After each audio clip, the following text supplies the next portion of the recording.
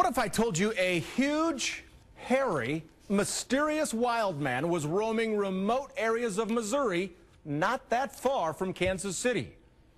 As Robert Ripley used to say, believe it or not. Here's tonight's Faces of Kansas City. You just can't wait to get bored, can't you, you fucking prick, you? Hey, fuck you, you nigger motherfucker, you. What Scott Nelson hears in his headphones is strange, You're fucking right, fuck. disturbing, and unexplainable I get you, fucking asshole. all at once.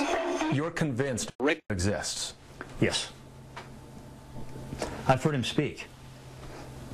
And you will hear him speak here in a moment. Before you pass judgment on Nelson, let me tell you a little of his past. He retired from the Navy after a 17-year career as a cryptolinguist, intercepting Russian communications and decoding them.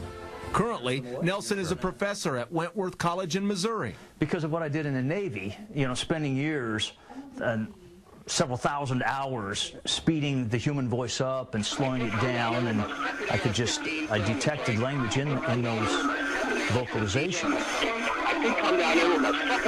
Those vocalizations were captured on audio tape in the Sierra Nevada mountains by a group of hunters in the early 70s. Right here is a juvenile.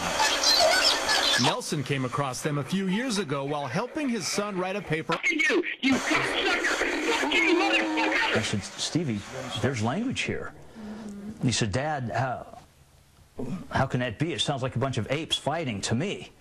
And I said, well, we have to slow it down like Dad used to do in the Navy. Right.